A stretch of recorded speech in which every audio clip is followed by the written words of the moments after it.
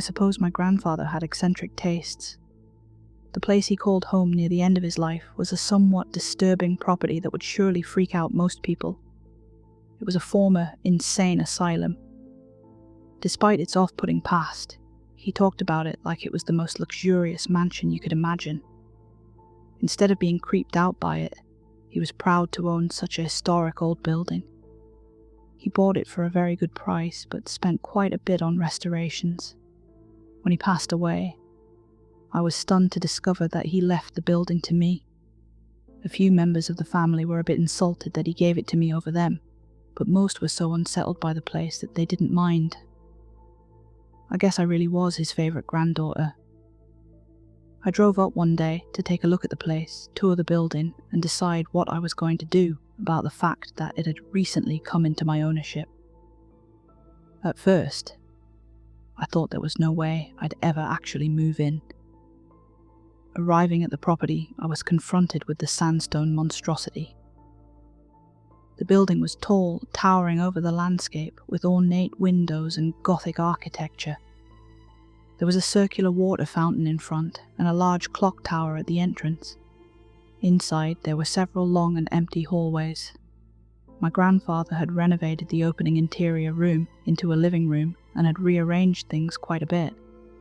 He had changed the doctors' and nurses' areas into his lavish bedroom and guest rooms. The kitchen was fully redesigned with expensive granite countertops. In one room, there was even a pool hall. He had really turned this grim asylum into his own personal manor. I was somewhat impressed. At the time, I still lived in a cramped apartment, so this was certainly an upgrade as far as space was concerned. I was pretty hesitant, but eventually, I decided to sell my apartment and move in. It might be a bit creepy, but it was much nicer than the place I'd been staying, and there was no way I could pass up on all that space. It's not wise to look a gift horse in the mouth, I suppose. It took some time to get used to it, and heating the place was a nightmare. Whenever I'd walk through the hallways, it'd be freezing cold. However, the bedrooms and other rooms I could heat with fireplaces and heaters. After a while, I stopped seeing it as an asylum and saw it more and more as just a nice house that my loving grandfather had graciously given to me. I was appreciative. This next part is a bit difficult to describe, but I guess it's relevant. I've had mental health issues all my life on and off. They tend to get worse during periods of high stress, and shortly after my move, I started having a lot of issues at my job and with a few of my relationships. I became very paranoid as a result. I was convinced that someone was poisoning my food. Even when I was self-aware enough to know that it wasn't true, it still bothered me and kept me from eating for several days. I felt I was having some sort of psychotic breakdown. Eventually, I sought psychiatric help, and after much assessment, I was diagnosed with schizophrenia. I didn't have any auditory or visual hallucinations, and with the aid of therapy and medication, I was able to keep my symptoms in check and manage it. The irony of living in a former insane asylum at the time wasn't lost on me. My friends morbidly joked that maybe the building was what did it somehow, but of course, I'd had a history of such mental health problems all throughout my life. Thankfully, this was the 21st century, and I was able to receive proper treatment. Unlike many of the poor folks who lived their lives in the former asylum that I then called home, it was also a less taboo subject, something to be discussed more openly, instead of locked away behind the gates of hellscapes like an insane asylum. Patients were once stored away from society like a dirty secret and subjected to what would now be seen as horrible medicalized mistreatment. This grim history was all around me, and only drove home the point for me what progress we had made as a society and how grateful I was for it. Then something most peculiar happened. One night, I was heading to the kitchen to get a midnight snack. I had a blanket wrapped around me while traveling through the cold hallways. While making my way there, I noticed unsettling movement in the distance. The The hallway I was in had tall wooden doors along either side, with each one leading to a small room that the patients once stayed in. When I looked towards the source of the noise, I saw a human figure walking out of an open door. The figure moved down the hallway before disappearing through another open door further down. The figure was as plain as day, a person standing there, like you or me, not transparent like a spectre in a movie. It was an eerie woman wearing an old-fashioned white nurse outfit. She looked like something out of an old black and white photo. I felt the threatening feeling that a mysterious stranger was in my house. I stopped dead in my tracks. The mind is a weird thing and can play tricks on you. I would know that more than most. At first, I took what I was seeing at face value, but when I thought more about it, I wondered if it could be a product of my mental illness. I'd never had visual hallucinations before, and I'd been taking my medicine. Could I really be seeing this? I thought. Cautiously, I took a few steps forward in the cold, dark corridor. As if on cue, the nurse emerged from the door at the end of the long hallway. This time, however, she turned and faced towards me, staring blankly. Her piercing dark eyes gazed into me. This made my skin crawl. The woman's uniform was a white dress, shoes and hat. Her skin was ghostly pale. Her short hair was dark brunette. She looked at me for quite a while before a wicked smile began to slowly appear on her face. We both stood transfixed, staring at one another for a moment. Something about the way she was looking at me was very sinister and intimidating. She appeared to be holding an odd, shiny silver medical instrument in her hand, but I couldn't see what it was. The nurse then began walking towards me. In a panic, I ran back into my room and slammed the door. I stayed awake all night. There was no way I was sleeping after that. I waited for daylight. In the morning, I nervously peered out the door but saw nothing. It took hours to gain the courage to investigate the hallway in the daylight, only to find absolutely nothing. No one was there. After that horrible night, I started storing snacks in my room to avoid the empty hallways where I saw the nurse. I still wasn't sure what she was. Given the history of the building, I thought she might be a ghost, but with my recent mental health crisis, there's no way I could be sure. One morning, I was brushing my teeth in the bathroom mirror, trying not to think about what I'd been going through. I suddenly got the uncomfortable feeling that I was being watched. In the mirror, I saw the haunting figure gradually appear behind me out of nothing.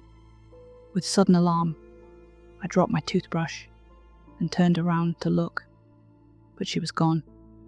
That's when I became really convinced that what I was seeing was a spirit of some kind, but that conviction was hard to hold on to as the days went by. I couldn't trust my own mind to be giving me accurate information on what I was seeing. I just didn't know if this was part of my condition somehow worsening or not. I wasn't sure which answer was more frightening, that my illness now resulted in vivid hallucinations, or that an asylum spirit was pursuing me. Then I started seeing her during the daytime more and more. Sometimes it'd be just for a moment, or out of the corner of my eye. Other times I'd see the ghostly nurse going in and out of rooms doing her busy work. She always seemed to catch me off guard.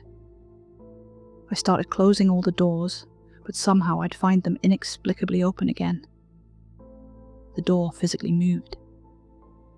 That couldn't be the result of a mental health issue, I thought. Then again, maybe I didn't actually close those doors, but just tricked myself into believing I did. Sometimes late at night, when I was getting ready for bed, I'd hear the sound of her nurse shoes walking on the tile flooring out in the hallway. I'd shudder as she drew closer and closer.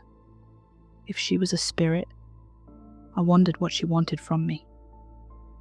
After weeks of being plagued by her mysterious and threatening presence, I decided I had to see my doctor and tell him about this. I told him that I'd been experiencing what I believed to be visual hallucinations. He increased the dosage of my medication in hopes that that would help. It didn't. I continued to see the ghostly woman in the hallways or throughout the building as I tried to focus on my daily life. I'd see her again and again. She just wouldn't go away. Nothing could make her leave. I'd yell out to her in empty rooms, asking her what she wanted from me, or pleading with her to please stop and leave me alone in peace. She made no reply. Then one night, as I was sleeping, I grew restless and began to toss and turn. Suddenly I found myself awake in the dark room. My eyes strained in the darkness until I could make out what I was seeing. My bedroom door, which I had locked, was wide open. The nurse was standing at the foot of my bed, looking at me as if I was a patient in her care. Terrified, I screamed, threw the blankets off of me, and ran out of the room. I made my way alone through the chilly hallways to the kitchen and flicked the light on. I stayed in the kitchen all night, guarding the door and looking around the room nervously, waiting for her to spontaneously appear somewhere. I knew I locked that door. With my dosage already increased, any notion that this was a product of my mental illness went right out the window for me. I needed to research the property more to see if there was any way to figure out what I was dealing with. I knew my grandfather had a binder of information he'd collected on the old asylum. He'd mentioned it to me before. I just needed to find it. I spent the day digging through storage until I finally uncovered it in an old tote at the very bottom of a stack of cardboard boxes. The binder was full of newspaper clippings and documents about the place, from the time it was being built until the time it was closed down and sold. There were even letters and correspondence between staff within its pages. I learned about the grisly history of the asylum and about the poor treatment and dehumanization of the patients there. In order to calm patients down, sometimes they'd put them in ice baths, which were tubs filled with ice to get them to calm down. They also did electroshock therapy on supposedly unruly patients. But the worst of all was the many horrific transorbital lobotomies, which were done with tools resembling an ice pick and hammer. Lobotomies were once considered a helpful form of treatment for various mental illnesses, including schizophrenia, OCD, depression, anxiety, and violent outbursts. Sometimes the patient's relatives just simply didn't want to deal with them for whatever reason, and so they had them committed or lobotomized. Anyone deemed abnormal was at risk. Sometimes this was an easy way for a husband to get rid of his former wife. The procedure essentially resulted in permanent brain damage to the prefrontal cortex and left the patient as a zombified shell of their former self. A steel ice pick was stabbed just below the eyelid into the thin bone inside the eye socket. The end of the long silver ice pick would then be struck with a small medical hammer until the pick cut into the brain tissue. The pick was then moved around from side to side until it severed the frontal lobe's connection to the thalamus. Their personality, their self, and their ability to make rational decisions were forever destroyed. Sometimes the patients were wide awake during these procedures, and sometimes they died from brain bleeding. The patients were left with vacant expressions and severely blunted or reduced emotions. The doctors found them to be more obedient and claimed to have fewer issues from them. Lobotomies continued in the medical field until around the late 1960s. It was perhaps the worst thing you could do to someone, like killing them, but without killing them. I soon learned there was a nurse there who was legendary for the amount of lobotomies she'd given. Her name was Amelia, and if the letters are to be believed, she was not the nicest of people. I was horrified when I turned the page and was met with a photo of the very spectre that had been haunting me, standing outside on the building's front steps with the other nurses. Looking into her dark, hateful eyes, I was sure it was her. Every detail matched. The spirit I'd encountered was the cruel nurse Amelia, who worked here in the early part of the 20th century. Not wanting to be alone or in the building at all after reading that, I asked a close friend of mine if I could come over to her place. I explained some of what I was going through to the extent that I could without seeming too off-kilter. Being a true friend, she agreed that I could stay over for tonight so I wouldn't be so frightened. I wondered how expensive a long hotel stay would be until I could find somewhere else to live. I arrived at her house and we talked in the living room for a while. I showed her the binder and told her about what I was experiencing. It was nice to have someone to talk to, and she made me feel much more comfortable. Getting out of that depressing asylum certainly put me in better spirits as well. Saying all of the story out loud to another person, I began to doubt myself a bit. It all sounded too unbelievable to be true. Suddenly my friend asked, "Do you hear that?" I listened closely. We both then heard the sound of shoes on hard tiling. It was coming from the hallway leading to my friend's bedroom. She got up to investigate, and I cautiously followed close behind her. Staring down the hallway, we both saw the ghostly figure of a dark-haired nurse. "You see what I see, right?" I asked. My friend, unable to form words, nodded. In the nurse's hands, she held a silver ice pick and hammer. Nurse Amelia just looked at me and smiled a foreboding smile. In that moment I saw that my worst fears were justified, and there was no longer any ambiguity. I knew then what her intentions were for me, and I knew that I wouldn't be rid of her. She must have overheard me mention something about my diagnosis while I was living in the former asylum. She knew about my condition, and she intended to use her tools to fix it. The old-fashioned way. Hi guys, thanks for listening. If you liked the story, please check out NeverYouMindWho on Reddit. They've got some pretty cool stories, and please like, comment, and subscribe if you can.